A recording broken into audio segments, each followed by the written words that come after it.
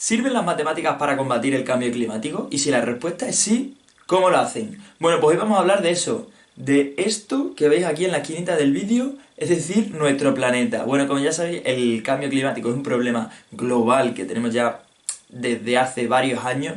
Es verdad que es una cosa que ha habido siempre, pero digamos que durante los últimos años se está intensificando. Antes de empezar con el vídeo, tengo que recordar que en la cuenta de Instagram tengo resúmenes como estos. Además, en TikTok también estoy como a prueba con Javier, contando un montón de cositas de ciencia, técnicas de estudio y un montón de material para estudiantes. Y no me enrollo más, me vuelvo a presentar, soy Javier y vamos a hablar de las matemáticas que hay detrás del cambio climático. Bueno, lo primero, hay que recordar que es el cambio climático, que ya sabéis que son las variaciones de clima a las que está sometida la Tierra, que es una cosa que ha habido siempre, pero digamos que los últimos 20, 30 años ha sido más intenso. Ya desde la revolución industrial ese cambio climático se venía notando, pero en los últimos años todavía está siendo más intenso. Y esto es debido principalmente al calentamiento global y a la acumulación de gases de efecto invernadero, como pueden ser el metano o el CO2, el dióxido de carbono, en la atmósfera, ¿vale? Bueno, tenéis un montón de vídeos en internet de lo que es el cambio climático, yo creo que más o menos todos lo sabéis. Todos sabéis que se ha celebrado recientemente la COP26, es decir, la 26ª cumbre del clima en Glasgow estos días, acaba de acabar. Y pues lo que vamos a hacer es ver cómo combaten las matemáticas en el cambio climático. Y eso es de lo que vamos a hablar a partir de ahora. Los indicadores clave que tenemos que estudiar en el cambio climático pues son principalmente la temperatura media de nuestro planeta y luego también la concentración de los gases de efecto invernadero, ¿no? Como por ejemplo el CO2 o el CH4. Y, por supuesto, las matemáticas están detrás del estudio de todas estas investigaciones. Digamos que, aunque está muy bien todo eso de la conciencia ecológica, es decir, el querer cambiar, pero digamos que siempre tenemos que tener ese soporte cuantitativo que estudie las cosas de forma objetiva, de forma rigurosa y sobre todo que genere pues los cambios, que genere las acciones claves que se necesitan realizar para poder mitigar los efectos del cambio climático. Es decir, por ejemplo, se considera que la temperatura media del planeta Tierra no puede subir entre 1,5 o 2 grados porque entonces los efectos del cambio climático, aunque no sean inminentes, sí van a ser irreversibles. Pues por eso, digamos que tenemos que poner número a las cosas, ¿vale? Por eso las matemáticas son tan útiles en el estudio del cambio climático. Está muy bien toda la concienciación, todas las acciones pequeñas, incluso está muy bien que haya referentes, entre comillas, como puede ser Greta Thunberg o cualquier otro de estos pequeños influencers, que es muy curioso porque la verdad es que todos son de muy pequeña edad y eso está fantástico, pero digamos que es la ciencia, las matemáticas, la biología, la química, la física, la ingeniería, la computación, la informática, las que ponen más luz a este tipo de problemas. Así que ya sabéis, tenemos que estudiar indicadores clave como pueden ser la temperatura media o la concentración de gases de efecto invernadero. Y cómo medimos esa evolución, esos cambios, esas magnitudes físicas, pues principalmente a través de modelos matemáticos basados en la observación, en la recogida de datos. Aquí, por supuesto, los instrumentos de toma de datos son muy importantes, los instrumentos físicos o ingenieros son muy importantes para empezar a recoger datos, que esto se viene haciendo desde, sobre todo, mediados del siglo XIX y siglo XX, con la necesidad de estudiar de forma rigurosa la meteorología. Pues tenemos un montón de aparatos que miden pues un montón de magnitudes, como puede ser, por ejemplo, la densidad de agua que cae un día de lluvia, ¿no? Pues bien, todo eso vuelve a ser necesario para el estudio del cambio climático. La meteorología y el cambio climático son distintos, ahora lo explicaré, pero bueno, en ese sentido sí funcionan igual, ¿no? En el sentido de que recoges datos a partir de observaciones, un poco cómo funciona el método científico. A partir de ahí empiezas a construir modelos matemáticos que intentan satisfacer la evolución de ciertas magnitudes, pues a partir de ciertas funciones, con ecuaciones diferenciales. Aquí se utiliza mucho todo lo que viene siendo la parte de programación científica, los métodos numéricos, métodos computacionales, ya sabéis, programas informáticos que se puede hacer, por ejemplo, con R, un lenguaje de programación estadístico, u otro tipo de lenguajes de programación científica, como Fortran, como Python, como C, MATLAB, etc. A la hora de construir modelos matemáticos necesitamos primero describir qué es lo que ha pasado hasta ahora, es decir, un análisis descriptivo, también un análisis predictivo, es decir, que predizca qué es lo que puede suceder en el futuro. Y por supuesto, y yo diría que casi que lo más importante es ese análisis prescriptivo, es decir, el que recomienda qué acciones se tienen que hacer a partir de ahora para mitigar los efectos de, por ejemplo, en este caso, el cambio climático, ¿vale? Aunque ya sabéis que esto de los modelos matemáticos puede funcionar también para otros fenómenos. La realidad es que estos datos que recogemos, que observamos y que incorporamos en nuestro modelo matemático, que luego nos sirven para predecir y para prescribir posibles mejoras en el futuro, tienen que estar siempre en evolución. Digamos que la naturaleza pues perfecta no es, entonces digamos que con las matemáticas lo que tenemos que tener es siempre esos modelos matemáticos funcionando en ciclo, es decir, mejorándolos continuamente. Y por supuesto, y además también con las nuevas tecnologías como puede ser la inteligencia artificial, la computación cuántica o el machine learning, la capacidad de cálculo de estos ordenadores, de los superordenadores, pues es mucho mayor y por tanto estos modelos matemáticos van mejorando poco a poco.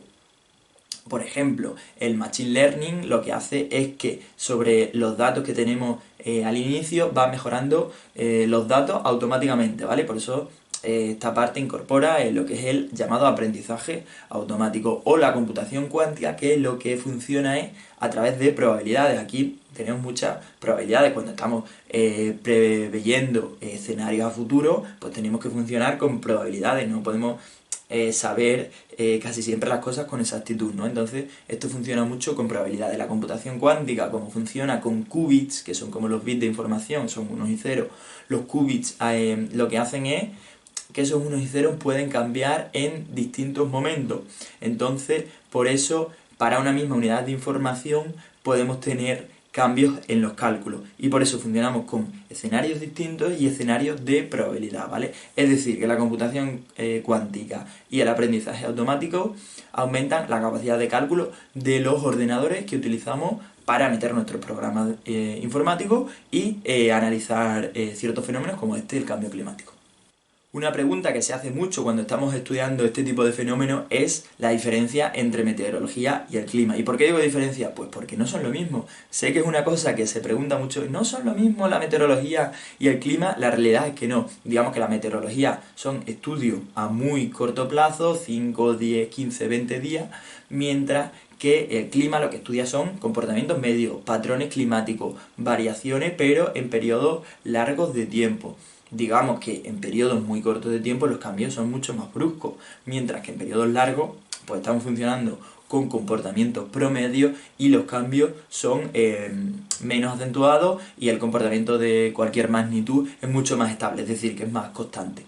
Pero ¿cuáles son las diferencias al estudiar el clima y la meteorología de forma matemática? Pues bien, el clima, digamos, es mucho más estable y la meteorología, todo lo contrario, es mucho más estocástico, probabilístico y, sobre todo, caótico. ¿Qué quiere decir eso? Que pequeños cambios en cualquier magnitud puede provocar cambios que aparentemente no estarían relacionados. Esto es, por ejemplo, el efecto mariposa, ¿no? Que decía que el pequeño aleteo de una mariposa en cualquier punto del planeta podía cambiar el clima de Nueva York. Pues realmente es así, ¿vale? Esos son los sistemas complejos a los que, por cierto, este año se les ha dado el premio Nobel, ¿vale? El de física, que se le dio por una parte a Giorgio Parisi al 50%, que es el que estudiaba los sistemas complejos, y a los otros dos, al alemán y al japonés, por el estudio de modelos matemáticos precisamente con el cambio climático, ¿vale? O sea que todo esto que estamos viendo hoy es a lo que se le ha dado el premio Nobel este año precisamente. Para que entendáis qué es esto de un sistema complejo, pues es por ejemplo el funcionamiento de nuestras neuronas, el funcionamiento de los humanos a nivel sociológico, muchas cosas. Y por poner un ejemplo así más sencillo de entender, cuando los pájaros van volando todos juntos, digamos que uno no está pendiente de lo que hace el resto, está pendiente de lo que hace a su alrededor, es decir, de lo que tiene en su más cercana esfera. Entonces, cualquier cambio que produzca uno puede provocar un cambio en lo que esté a su alrededor, y entonces eso se vaya encadenando y al fin y al cabo cambie el comportamiento de todos los pájaros, ¿vale? Del conjunto entero. Pues eso es lo que es un sistema caótico. Todo esto se puede estudiar más, pues eso, con la supercomputación, con la computación cuántica y tecnologías como la inteligencia artificial, sumadas al conocimiento científico que tienen la estadística, los métodos numéricos o la programación informática. Así que sí, las matemáticas sirven para combatir fenómenos como el cambio climático, también el COVID-19, la detección de enfermedades y muchos otros problemas globales. Pero me gustan mucho estas aplicaciones que tenemos tanto en medicina como en problemas globales como puede ser el clima, porque se ve un poco esos efectos sociales que tiene la ciencia, ¿no? Y es que al final es la mejor herramienta que tenemos para entender nuestro entorno y sobre todo para tomar mejores decisiones. Luego hay cosas científicas, hay cosas cualitativas, pero para combatir todo esto no solo se necesita eso, sino también cooperación, ciertos cambios de cultura. Y no me voy a centrar tanto en los cambios que tenemos que tener a nivel de consumir cosas, sino en la forma de pensar y afrontar estos problemas. Sobre todo porque esto, como veis, está muy focalizado en eso, en tener datos y en tratamiento de datos. Entonces, por ejemplo, uno de los grandes avances fue cuando se homogeneizaron pues eso, los instrumentos físicos y la creación de agencias nacionales de meteorología. Pues en las empresas y sobre todo en los entes públicos, en el funcionariado, en la administración pública, digamos que cuando se obtienen datos también tenemos que intentar que esos datos sean lo más homogéneos posible, tanto los científicos como las empresas, como las administraciones públicas. Y por supuesto, es indispensable que vayan de la mano sociedad, ciencia, investigación, empresa y cualquier tipo de administración. Creo que tenemos que tener ciertos cambios en el consumo, pero bueno, eso os lo dirán otros mejor que yo. Pero a la hora de afrontar este tipo de retos de forma matemática, pues seguro que tenemos que pensar de una cultura global, de cooperación y de si en una parte del planeta cierta investigación se hace de una forma, en la otra parte del planeta pues se debe intentar parecer lo máximo, ¿vale? Para que luego realmente el conocimiento que se genere pues se pueda comparar de verdad e incluso se puedan colaborar y mejorar el estudio del cambio climático y, ya os digo, cualquier otro fenómeno como el COVID-19 o la detección de enfermedades, el cáncer o las matemáticas que hay detrás de la medicina, la biomatemática, la bioestadística, que hay un montón de matemáticas detrás de todo esto, que es una herramienta fundamental. Y espero que os haya gustado el saber eso, que hay matemáticas detrás de todos estos problemas. Espero que os haya gustado el vídeo, darle a me gusta para que esto llegue a más gente, ¿vale? Para que el canal llegue a más gente y, por supuesto, suscribiros para tener acceso a cursos de técnicas de estudio, algunos cursos de matemáticas que también hay y otros que habrá en el futuro, y muchos contenidos interesantes que vendrán, aparte de los que ya hay, como ya sabéis, orientación académica, entrevistas a gente del mundo de la ciencia o la educación y un montón de contenidos valiosos en torno a la ciencia y la educación, principalmente para estudiantes, pero también para profesores o cualquier persona que esté interesada en todos estos temas. Nos vemos en próximos vídeos, un saludo y chao.